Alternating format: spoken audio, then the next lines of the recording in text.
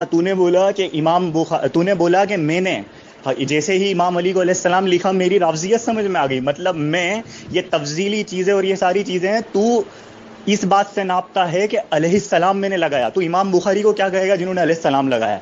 مسلم کو کیا کہے گا جنہوں نے علیہ السلام لگایا ہے؟ شاہ عبد العزیز محدث دہلوی کو کیا کہے گا جنہوں نے علیہ السلام لگایا ہے؟ یہاں تک کہ تیرے پیر و مرشد تیرے بھگوان احمد رضا خان فاضل بریلوی نے بھی علیہ السلام کہا ہے امام حسین علیہ السلام کو رسالہ تعزیہ داری میں، حسنین کریمین علیہ السلام. اب ان پہ بھی کیا تو تفضیلی فتویٰ لگائے گا تیرا؟ تمہارا تفضیلی ہونا اور مائل بشیت ہونا ایک دم متحقق ہو گیا مجھے. جس طرح کی تم نے ابھی زبان استعمال کی ہے میرے پیر و مرشد کے لیے میرا بھگوان، تو بھگوان یعنی اہل حنود کی زبان میں معبود. تو ثم الحمدللہ میرا معبود ایک ہی ہے، لا الہ الا اللہ.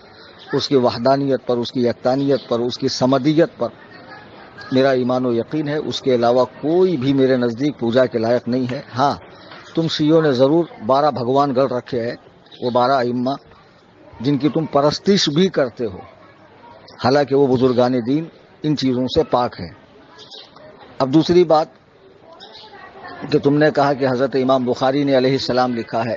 ابے جاہل، بخاری شریف دنیا کے کئی کتب خانوں سے چھپی ہے، تو جن لوگوں نے چھاپا ہے اگر وہ اس میں علیہ السلام کا اضافہ کر دیں تو اس کی نسبت امام بخاری کی طرف کرنا یہ نادرست ہے. اب جو بخاری میرے پاس ہے اس میں تو کہیں بھی علیہ السلام نہیں ہے، جو صحیح مسلم میرے پاس ہے اس میں کہیں بھی علیہ السلام نہیں ہے. امام بخاری نے لکھا، اس کی کیا دلیل ہے؟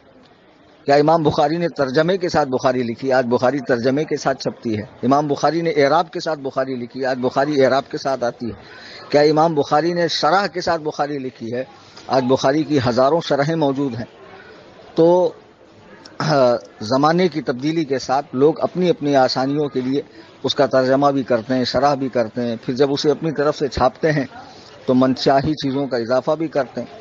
اب جو بخاری سعودیہ میں ملتی ہے اس میں سے بہت ساری احادیث جو فضائل اہل بیت پاک میں، فضائل سرکار رسالت مآب میں تھی، نکال دی گئی. تو کیا اب اسی کو اصل بخاری سمجھو گے؟ جاہلوں کی طرح باتیں مت کیا کرو. اور تم نے لکھا تمہارے بھگوان احمد رضا نے بھی علیہ السلام لکھا. جاہل، واقعی میں تو اتنا بڑا جاہل ہے. اعلیٰ حضرت نے رسالہ تعزیہ داری میں کیا لکھا معلوم ہے؟ امام حسین اعلیٰ جدہ و علیہ السلام. اعلیٰ جدہ کا مطلب سمجھتا ہے کہ ان کے نانا علیہ السلام. بتا، اعلیٰ جدہ ہی نہیں سمجھ رہا ہے اور تو سمجھ رہا ہے کہ ڈائریکٹ امام حسین کو حضور اعلیٰ حضرت نے علیہ السلام لکھا ہے. بے وقوف، بے وقوف، مہا بے وقوف، بے وقوفوں کے سردار. اب میں بولنا نہیں چاہتا ہوں ورنہ لوگ کہتے ہیں کہ صوفی کلیم گالیاں دیتا ہے.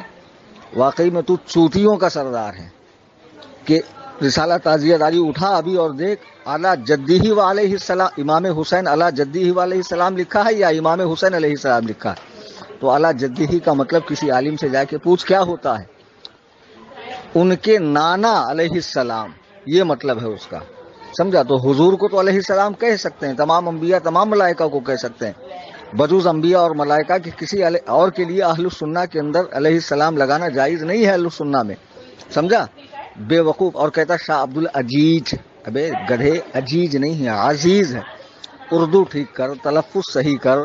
اور خبر مشہور کیا ہے، خبر متواتر کیا ہے، خبر واحد کیا ہے، تلقی بالقبول کیا ہے، یہ ساری چیزیں جا کے اندور میں مدرسہ ہے دارالعلوم نوری ہمارا، وہاں جا. ہمارے شیخ الحدیث صاحب ہوں گے حضرت مولانا نور الحق صاحب قبلہ، ان کے پاس زانوی ادب تہ کر اور جا کر ان سے پڑھ. گدھے، آج جو تو بار بار کہہ رہا رضا خانی، احمد رضا والے، بے وقوف. ثم الحمدللہ آج سنیت انہی لوگوں کی وجہ سے پہچانی جاتی ہے اور پوری دنیا میں اللہ نے ان کو غالب فرمایا، پوری دنیا میں، چونکہ یہ اہل حق کا گروہ ہے.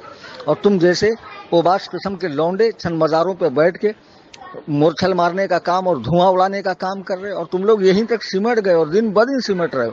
تمہاری حالتوں کو دیکھ کر، تمہاری جٹھوں کو دیکھ کر، تمہارے گندے پن، ننگے پن اور دین بیزاری کو دیکھ کر نوجوان تم سے دور ہوتے جا رہے ہیں اور الحمدللہ مسلک اعلیٰ حضرت میں آ رہے ہیں. چونکہ مسلک اعلیٰ حضرت قرآن و سنت کا مسلک ہے، صراط مستقیم ہے، سلف صالحین کا مسلک ہے، یہ سچی تعلیمات دیتا ہے، یہ افراط و تفریط سے پاک ہے، یہ بدعقیدگی سے اور بدعات و شرک سے بچاتا ہے اور صحیح منہج صحابہ پر چلاتا ہے. تو جیسا گدھا آدمی کیا سمجھے گا؟ اور سن ادھر اور سن ادھر آ بیٹا، رک 1 منٹ رک. اور سن بیٹا، میری آڈیو کا حرف بحرف جواب لے کر آ، پھر آگے بات کروں گا. ہم وہی کہیں گے جو ہمارا دین ہم کو بتاتا ہے. عمل کرو تو تمہارا بھلا ہے، نہیں کوئی عمل کرے تو نقصان ہمارا نہیں ہے، اسی کا نقصان ہے.